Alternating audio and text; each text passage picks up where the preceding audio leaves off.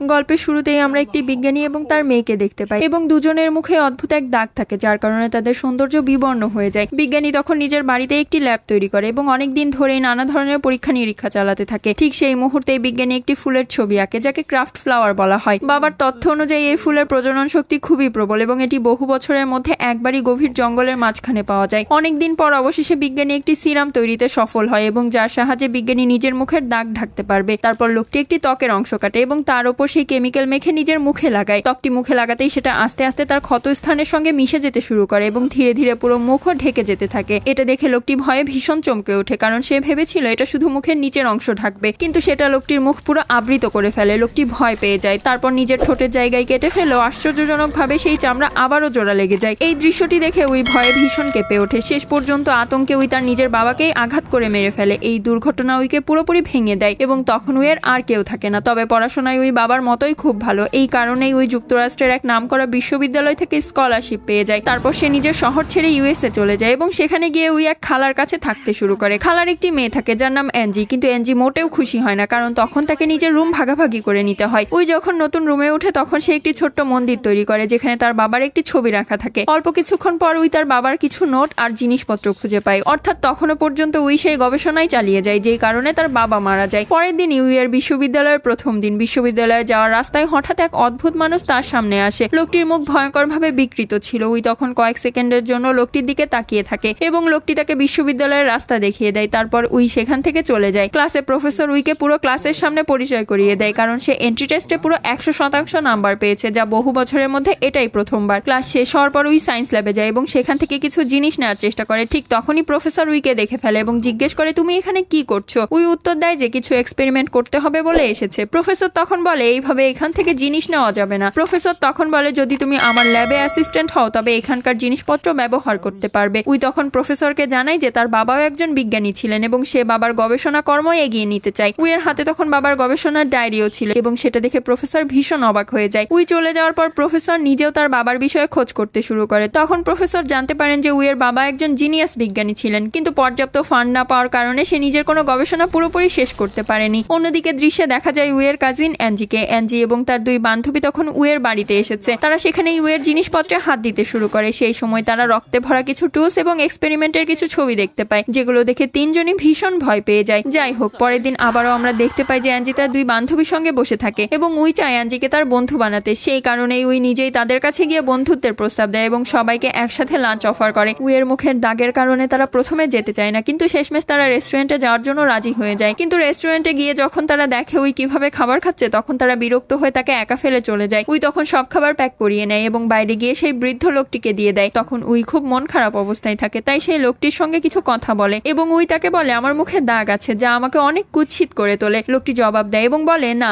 তা নয়, তুমি যেমন আছো ঠিক তেমনই অনেক সুন্দর। লোকটির সঙ্গে কথা বলে উই কিছুটা ভালো বোধ করে। তারপর ওই বাড়ি ফেরার রাস্তায় তার প্রফেসরের সঙ্গে দেখা হয়। প্রফেসর তখন তাকে লিফট দেয়। আসলে প্রফেসর উইয়ের জন্য একটি প্রস্তাব নিয়ে আসে। প্রফেসর তখন উইকে বলে, আমি তোমার এই রিসার্চ সম্পূর্ণ করতে সাহায্য করব। উই খুশি মনে রাজি হয়ে যায়, কারণ এই প্রফেসরই প্রথম মানুষ ছিল যিনি তাকে সত্যি সত্যি সাহায্য করতে চায়। পরের দিন থেকেই তারা একসাথে সেই এক্সপেরিমেন্টে কাজ শুরু করে। অনেক দিনের কঠোর পরিশ্রমের পরেও এক্সপেরিমেন্ট সফল হয় না। এতে প্রফেসর হতাশ হয়ে যায় এবং তিনি গবেষণা বন্ধ করার সিদ্ধান্ত নেন। সেই দিন উইও ভীষণ মন খারাপ অবস্থায় থাকে। ঠিক তখনই অ্যাঞ্জির বান্ধবী লিসা সেখানে আসে। লিসা ল্যাব অ্যাসিস্ট্যান্ট হিসেবে আবেদন করতে আসে এবং প্রফেসর তার অনুরোধ মেনে নেয়। বাড়ি ফেরার পথে উই তখন লিসার সাথেই যায়। রাস্তায় তখন আগের দিনের জন্য লিসা উইয়ের কাছে ক্ষমা চায় এবং তারা বন্ধু হয়ে যায়। সেই সময় লিসার হাতে একটি পোস্টার থাকে, যেখানে সেই রহস্যময় ফুলটির ছবি থাকে, যেই ফুলটি উইয়ের বাবা এক্সপেরিমেন্টে ব্যবহার করতেন। এটা দেখে উই তখন বুঝতে পারে যে ফুলটি নিকটবর্তী একটি প্রদর্শনীতে রাখা আছে। তখন পোস্টার দেখে উইয়ের বাবার কথা মনে পড়ে যায়, যিনি বলেছিলেন এই ফুল ছাড়া তাদের এক্সপেরিমেন্ট কখনোই সফল হবে না। তাই উই সিদ্ধান্ত নেয় যে করেই হোক তাকে এই ফুলটি পেতেই হবে। রাত হলে উই চুপি চুপি ফার্ম হাউসে যায় এবং প্রদর্শনী থেকে ফুলটি চুরি করে আনে। তারপর ফুলটি নিয়ে ওই সায়েন্স ল্যাবে চলে যায় এবং সেখানে নিজের এক্সপেরিমেন্ট শুরু করে। সায়েন্স ল্যাবে তখন প্রফেসর এবং অ্যালিস লুকিয়ে থাকে, কিন্তু ওই এক্সপেরিমেন্টে এতটাই মগ্ন থাকে যে তাদের উপস্থিতি সে খেয়ালই করে না। ফুল থেকে একটি রস বের করে নিজের এক্সপেরিমেন্টে মিশিয়ে দেয়। তারপর উই নিজের পায়ের চামড়া কেটে দুটি টুকরো করে এবং তার উপর বিশেষ সিরাম প্রয়োগ করে। ফলস্বরূপ সিরাম সেই দুই চামড়ার টুকরোকে একত্রে জোড়া লাগিয়ে দেয়। তারপর যেখানে থেকে ওই চামড়া কেটে নেয় সেখানে আবার সিরাম লাগিয়ে নিজের চামড়ার টুকরোটি বসিয়ে দেয় আর আশ্চর্যজনকভাবে সেখানে নতুন চামড়া গজাতে শুরু করে। প্রফেসর তখন জানালার ফাঁক দিয়ে অবাক হয়ে সবকিছু দেখতে থাকে। তারপর প্রফেসর তৎক্ষণাৎ ল্যাবে চলে যায় এবং তার কাছে এসে জিজ্ঞেস করে, তুমি আসলে কি করছো? উই তখন প্রফেসরকে বোঝায় যে ফুলের সিরাম কিভাবে তার এক্সপেরিমেন্টকে সফল করেছে। উই যখন নিজের পায়ের নতুন গজানো চামড়া প্রফেসরকে দেখায় তখন অ্যালিস ভুল বুঝে বসে এবং অ্যালিস মনে করে যে দুজনের মধ্যে অন্য কোনো সম্পর্ক আছে। তাই অ্যালিস হিংসায় ভুগতে থাকে এবং তাদের কিছু ছবি তুলে নেয়। তারপর অ্যালিস এসে উইকে বকাঝকা করে এবং জোর করে তাকে সেখান থেকে নিয়ে যায়। হঠাৎ করে এত কিছু ঘটায় উই প্রচন্ড ভয় পেয়ে নিজের নোটবুক ল্যাবেই ফেলে আসে। সেই নোটবুক পেয়ে প্রফেসর ভীষণ খুশি হয়ে যায়। অন্যদিকে অ্যালিস ইতিমধ্যে তোলা ছবিগুলো উইয়ের কাজিন অ্যাঞ্জিকে পাঠিয়ে দেয়। এদিকে প্রফেসর উইয়ের বাবার গবেষণার ডায়েরি ইংরেজিতে অনুবাদ করতে শুরু করে। অ্যাঞ্জি যখন ছবিগুলো দেখে তখন ভীষণ রেগে যায় এবং ক্রোধে ফেটে পড়ে। তারপর যখন উই অ্যাঞ্জির বাড়ি চলে আসে এবং অ্যাঞ্জির ঘরের মধ্যে পৌঁছায় তখন দেখে যে ঘরের জিনিসপত্র ভেঙে চুরমার হয়ে গেছে। এই দৃশ্য দেখে উই খুবই দুঃখ পায়, কিন্তু হঠাৎ পেছন থেকে অ্যাঞ্জি এসে উইয়ের ওপর আক্রমণ করে। আত্মরক্ষার জন্য উই পাশে রাখা একটি কলম তুলে নেয় এবং অ্যাঞ্জিকে দূরে সরানোর চেষ্টা করে। দুর্ভাগ্যবশত সেই কলম অ্যাঞ্জির চোখের মধ্যে ঢুকে যায় এবং সেখানেই অ্যাঞ্জির মৃত্যু ঘটে। আসলে উইয়ের তাকে হত্যার কোনো ইচ্ছাই ছিল না। আতঙ্কে উই তখন অ্যাঞ্জির দেহ তুলে ওয়াশরুমে নিয়ে যায় এবং কোথায় লুকাবে তা ভেবে পাগলের মতো হয়ে ওঠে। ঠিক তখনই উইয়ের মাথায় অদ্ভুত সব চিন্তা আসতে থাকে। উই তখন অ্যাঞ্জির মুখের চামড়া কাটতে শুরু করে। অ্যাঞ্জির মুখের পুরো চামড়া তুলে নেওয়ার পর উই তার নিজের বানানো সিরাম মুখে ইনজেক্ট করে দেয় এবং সেই চামড়া নিজের মুখে লাগিয়ে নেয়। অল্প সময়ের মধ্যেই তার মুখের টিস্যু এবং অ্যাঞ্জির মুখের টিস্যু একত্রে মিশে যায়। আর অবিশ্বাস্যভাবে উই দেখতে একেবারেই অ্যাঞ্জির মতো হয়ে যায়। ঠিক সেই সময় অ্যাঞ্জির মা বাড়ি ফিরে আসে। অ্যাঞ্জির মা তখন উইকে অ্যাঞ্জি ভেবে জড়িয়ে ধরে। এতে উই মনে করে সে অবশেষে একটি ভালো পথ পেয়ে গেছে, তাই সে অ্যাঞ্জির রূপেই থেকে যায়। সকাল হলে উই অ্যাঞ্জির পোশাক পরে নেয় এবং তার জীবন উপভোগ করতে শুরু করে। তারপর যখন উই বিশ্ববিদ্যালয়ে যায় তখন প্রথমেই তার সঙ্গে অ্যাঞ্জির বয়ফ্রেন্ডের দেখা হয়। জীবনে প্রথমবার কোনো ছেলে তার এতটা কাছে আসে। উই মনে করে যে নিজের আসল দেহে তার জীবন খুবই নিঃসঙ্গ ও একঘেয়ে ছিল, অথচ অ্যাঞ্জি ছিল ভালো বন্ধু, ভালোবাসার বয়ফ্রেন্ড আর স্নেহময়ীমা। একদিন উই অ্যাঞ্জির বয়ফ্রেন্ডের সঙ্গে ডেটে যায়। সেখানে দুজন যখন একে অপরের খুব কাছাকাছি আসতে থাকে তখন হঠাৎ উইয়ের মুখে লাগানো অ্যাঞ্জির চামড়া খসে পড়তে শুরু করে। এই দৃশ্য দেখে উই অনেক ভয় পেয়ে যায় এবং সেই ছেলেটিও আতঙ্কিত হয়ে পিছিয়ে যায়, কিন্তু পিছিয়ে যেতে গিয়ে ছেলেটি হোঁচট খেয়ে নিচে পড়ে যায় এবং সেখানেই মারা যায়। উই তখন ভয়ে কাঁপতে কাঁপতে বাড়ি ফিরে আসে এবং ঘরে রাখা তার বাবার নোটবুক খুঁজতে শুরু করে, কারণ সেই নোটবুকেই হয়তো ত্বককে চিরস্থায়ীভাবে জুড়ে রাখার রহস্য লেখা আছে। কিন্তু বাবার নোটবুক সে খুঁজে পায় না, কারণ সেটা তখন প্রফেসরের কাছে ছিল। তখন উইয়ের কাছে থাকে সামান্য কিছু সিরাম, সেটা বের করে উই আবার নিজের মুখে ইনজেক্ট করে এবং অ্যাঞ্জির মুখ বানিয়ে নেয়। অন্যদিকে প্রফেসরকে দেখা যায় তিনি সেই ফুলের সন্ধানে বের হয়েছেন, কারণ প্রফেসরও জানতে পারে যে এই ফুলই একমাত্র জিনিস যা এক্সপেরিমেন্টকে সত্যিকারের সফল করতে পারবে। তখন ফুলটি খোঁজার সময় প্রফেসরের কাছে তার ট্রান্সলেটরের ফোন আসে এবং সে জানায় যে নোটবুক ইংরেজিতে অনুবাদ করতে গিয়ে সে এক ভয়ঙ্কর সত্য জানতে পেরেছে। এই এক্সপেরিমেন্ট ভীষণ বিপজ্জনক, তাই সে প্রফেসরকে তৎক্ষণাৎ এক্সপেরিমেন্টটি বন্ধ করতে বলে, কিন্তু প্রফেসর তার একটি কথাও শোনে না। তারপর ওই বিশ্ববিদ্যালয়ে আসে তার বাবার নোটবুক খুঁজতে। ল্যাবে গিয়ে ওই বইটি কোথাও খুঁজে পায় না, তাই ওই প্রফেসরকে ফোন করে এবং প্রফেসর তখন বলে, হ্যাঁ নোটবুকটি আমার কাছেই আছে, কিন্তু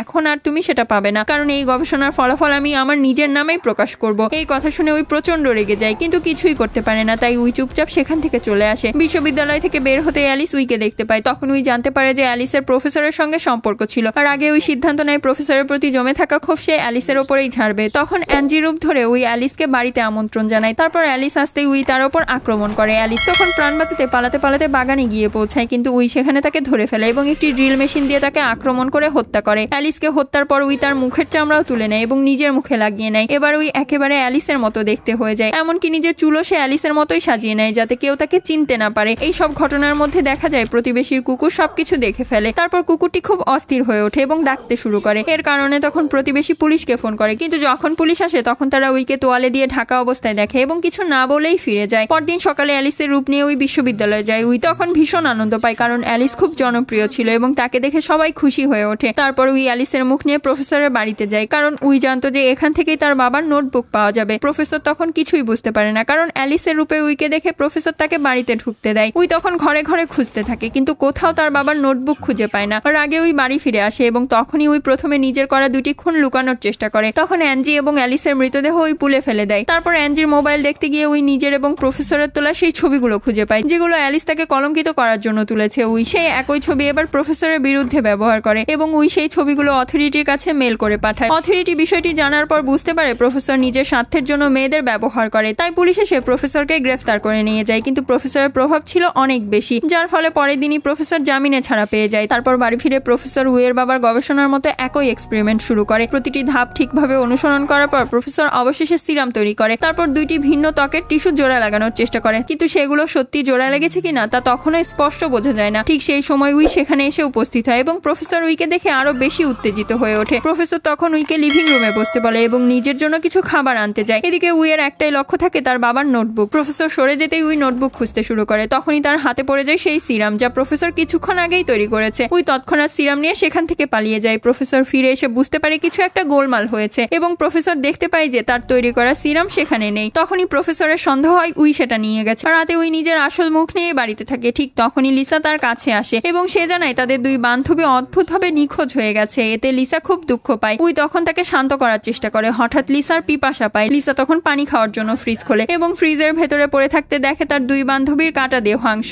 এই দৃশ্য দেখে লিসা ভয়ে চিৎকার করে ওঠে, কিন্তু এর আগেই উই তার মুখ চেপে ধরে এবং লিসার শ্বাসরোধ হয়ে যায়। উই লিসার গলা টিপে মেরে ফেলার পরও তার দেহ লুকানোর সুযোগ পায় না। ঠিক তখনই দরজায় ঘন্টা বেজে ওঠে, কারণ বাইরেই থাকে প্রফেসর। দরজা খোলা থাকায় প্রফেসর তখন ঘরে ঢুকে পড়ে এবং দেখে পুরো ঘর অন্ধকার হয়ে আছে। তখন উইকে ভেতরে অদ্ভুত ভঙ্গিতে বসে থাকতে দেখে প্রফেসর কিছুটা অস্বস্তি বোধ করে, কিন্তু উই হঠাৎ হেসে ওঠে এবং প্রফেসরকে অভিনন্দন জানায় এবং বলে আপনার এক্সপেরিমেন্ট সফল হয়েছে। এই কথা শুনে তখন প্রফেসরও খুশি হয়ে যায়, কিন্তু উই হঠাৎ রাগান্বিত হয়ে বলে ওঠে ওটা তোমার এক্সপেরিমেন্ট নয়, আমার বাবার এক্সপেরিমেন্ট ছিল। প্রফেসর তখন উইয়ের কথাকে উপেক্ষা করে ফ্রিজের দিকে এগোতে থাকে নিজের তৈরি সিরাম নেওয়ার জন্য, কিন্তু ফ্রিজ খুলতেই প্রফেসর লাশগুলো দেখে আতঙ্কে স্তব্ধ হয়ে যায়। ঠিক তখনই উই প্রফেসরের ঘাড়ে একটি অচেতন করার ইনজেকশন ঢুকিয়ে দেয়। কিছুক্ষণ পর প্রফেসরের জ্ঞান ফিরে আসলে প্রফেসর ভয়ে লক্ষ্য করে যে উই ইতিমধ্যেই তার পুরো শরীরের চামড়া তুলে ফেলেছে। এই দৃশ্য দেখে প্রফেসর ভীষণ আতঙ্কে জোরে জোরে চিৎকার করতে থাকে। উই তখন প্রফেসরের শরীরে সিরাম ইনজেক্ট করে এবং তার শরীরের এক টুকরো চামড়া লাগিয়ে দেয় এবং সেই চামড়া বাড়তে শুরু করে। উই প্রফেসরের মুখে একটি স্ট্র ঢুকিয়ে দেয়। তারপর চামড়ার টুকরো পুরো শরীরে ছড়িয়ে পড়ে এবং অল্প সময়ের মধ্যেই প্রফেসর যন্ত্রণায় মারা যায়। কিন্তু মারা যাওয়ার আগে প্রফেসর ভীষণ চিৎকার করতে থাকে এবং এই চিৎকার প্রতিবেশী শুনে ফেলে। তাই প্রতিবেশী আবারও পুলিশকে ফোন করে। উই সেখান থেকে পালিয়ে সেই বৃদ্ধ লোকের কাছে যায় সাহায্যের জন্য। বৃদ্ধ লোকটি সবসময় উইকে ভালোভাবে বুঝতে পারে। উইয়ের অনুরোধে বৃদ্ধ লোকটি তাকে নিজের চাদরে লুকিয়ে ফেলে। হঠাৎ বসে থাকার সময় উইয়ের পাশে রাখা সিরামের বোতল হঠাৎ করেই ভেঙে যায়। সিরামের প্রভাবে উই এবং বৃদ্ধ লোকটির শরীরের টিস্যুগুলো একসাথে মিশতে শুরু করে এবং অল্প সময়ের মধ্যেই তারা দুজন মিলে এক ভয়ঙ্কর মনস্টারে রূপান্তরিত হয়ে যায়। এই ভয়াবহ মুহূর্তে উই তখন কিছুই করতে পারে না। ঠিক তখনই উইয়ের খালা সেখানে এসে পৌঁছায়, যে তার নিজের মেয়ে অ্যাঞ্জিকে খুঁজছিল, কিন্তু উই তার খালাকে অ্যাঞ্জির সত্যিকার ঘটনা জানাতে পারে না এবং এই মুভি এখানেই শেষ হয়। পরের ভিডিওটি দেখার জন্য প্লিজ সাবস্ক্রাইব।